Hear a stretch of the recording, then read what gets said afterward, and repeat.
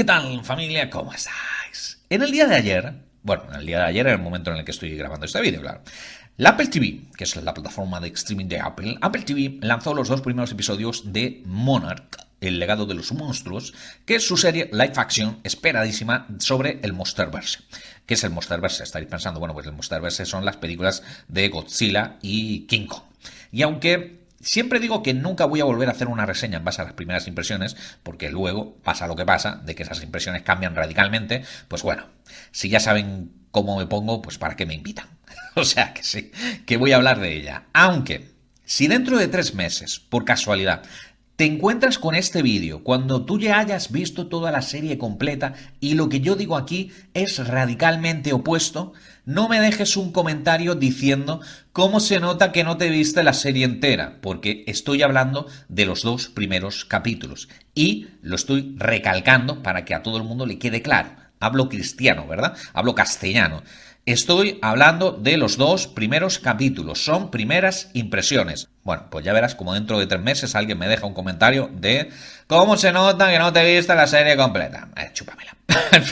en fin, que antes de empezar tengo que decir que gracias a esta serie de Monarch de Apple TV tenemos un nuevo concepto en esto de las franquicias que es las intercuelas.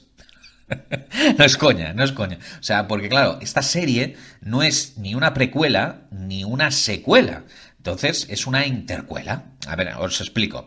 Esta serie es una secuela de los hechos vistos en Godzilla, la película del año 2014. La acción se traslada, de hecho, al 2015. Entonces, son hechos anteriores a Kong contra Godzilla o Godzilla contra Kong, el rey de los monstruos, y por supuesto de la secuela que está ahora mismo en desarrollo de esa propia película. O sea que claro, os estoy diciendo que eso, que no es ni una precuela ni una secuela, entonces es una intercuela para que luego digan que nunca se aprende algo nuevo. Nunca aprenderás, nunca te acostarás sin saber algo nuevo, sí, así es el dicho. Pregunta. Sí, dime, pequeño, dime. ¿Es necesario haber visto todas las películas del Monsterverse para ver esta serie? Pues sí, pero no. A ver, te explico, pequeño Timmy. Yo desde pequeño sabía de la existencia de Godzilla, del personaje de Godzilla, por todas estas películas que hizo la productora Toho, que es una productora japonesa que creo que hay como 30 películas y de hecho están a punto de estrenar otra, Godzilla Minus One, que por cierto el tráiler tiene bastante buena pinta, las cosas como son. Pero bueno, insisto, como eran otros tiempos, hace ya más de 40 años, ¿no? Cuando yo era pequeño, pues lo que veía era algún fragmento, un pequeño clip que te ponían de vez en cuando en algún programa de televisión o alguna parodia de el personaje en series de dibujos, como por ejemplo Chicho Terremoto. Vamos, que para mí Godzilla siempre fue un poco un meme, ¿sabéis? O sea, tampoco ayudaba mucho de que estuviéramos en la época donde el personaje lo interpretaba un hombre disfrazado de monstruo dando patadas contra otro hombre disfrazado de robot que a su vez estaban destrozando una ciudad de cartón piedra. O sea, no ayudaba mucho que el tipo de producciones que hacía Toho en aquel entonces fueran de ese palo. O sea, que vamos, que no es que sea yo un super fan de las películas de monstruos o de kaijus, como se llama en el argot, que no es que sea yo un super fan, aunque por supuesto me he visto todas estas yankees del Monsterverse, pero mi recuerdo de ellas tampoco es que sea súper lúcido. O sea, con deciros que recuerdo más la película de finales de los 90, creo, la de Roland Emmerich, que por cierto me gustó bastante. O sea, ese es mi baremo sobre mis gustos de Godzilla. Y la última, la mencionada de Godzilla contra Kong, el rey de los monstruos, me pareció, pues, vamos, pues eso, bastante discretita. O sea, un fanservice de manual, además con un personaje odioso, el de Millie Bobby Brown, que es de este tipo de roles que ya creíamos que habían muerto con los blockbusters de los 90. O sea, una adolescente que es más lista que todos los servicios de inteligencia y tiene el don de meterse siempre en problemas. O sea, que vamos, que tampoco le vamos a pedir peras al olmo. O sea, este tipo de producciones son lo que son, pero yo creo que es una cosa de la edad y conforme voy cumpliendo años soporto cada vez menos estos agujeros de guión. Así que sí, en los 2 primeros capítulos de Monarch se mencionan hechos tanto de aquella película de Godzilla de 2014 como de Kong, la Isla Calavera. Bueno, de hecho, la primera escena es John Goodman repitiendo su papel de aquella película, la de la Isla Calavera, pero no es como que te vayas a sentir perdido, ¿sabes? Si no los tienes muy recientes en la memoria, bueno, que era mi caso, literalmente, te basta con saber con que estás en un mundo donde ya ha aparecido Godzilla, existen este tipo de monstruos, todo el mundo es consciente de eso, los llaman titanes, y existe una organización, la mencionada Monarch, que es una organización secreta que se encarga de estudiarlos, tipo, yo qué sé, los hombres de negro. Es más probable que te pierdas, no obstante, porque la acción va alternando distintas líneas temporales. O sea, desde el presente, que os recuerdo, no sería el presente del 2023, sino que sería el presente del año 2015, y de ahí viajamos hasta 1952, luego 1959, luego de nuevo al presente, al 2015, luego de nuevo a 1952. Es más fácil de lo que parece, pero tienes que estar atento a estos saltos temporales entre escenas, sobre todo porque vas viendo personajes en distintas líneas temporales, es decir, más jóvenes o más viejos, y también descendientes de algunos personajes que aparecen en otras escenas. Y esto permite que el que parece que va a ser uno de los personajes fundamentales de la acción, un militar, un teniente, creo, teniente coronel, bueno, en fin, no sé mucho de rangos de militares, la verdad. En fin, que aparece un personaje, un tal Lee Shaw, que lo interpreta Kurt Russell, en la versión del presente, del 2015, digamos.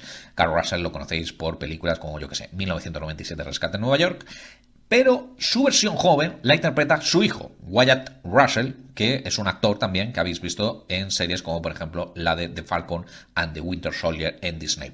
La trama principal, la del año 2015, que al final es la que hace de unión entre todas las demás, presenta a Kate Miranda, que es una joven que está en estado de shock después de haber sido una de las supervivientes de la aparición de Godzilla en San Francisco el año anterior, y que viaja hasta Japón para descubrir por qué su padre tenía las llaves de un piso ahí en Tokio, ¿no? Su padre, que ha desaparecido y presumiblemente está muerto. Y descubre que su padre tenía una otra familia, tenía una doble vida con otra familia, incluyendo que tenía un hijo más o menos de su misma edad, con el que empiezan a investigar un poco los secretos que tenía el padre, incluyendo la posesión de los archivos que John Goodman lanza al principio, en la primera escena, que son los archivos que había estado documentando durante su aventura en la isla Calavera. Unos archivos que, sea como sea, quieren recuperar esta organización, la Monarch, que da título a la serie. Vamos, en líneas generales, esa es la premisa argumental de estos dos capítulos. Y bueno, por si os lo estáis preguntando,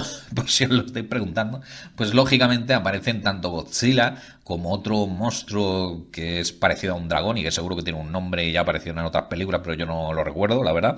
Y también aparece una araña gigante y un cangrejo gigante, en fin, aparecen monstruos, ¿vale?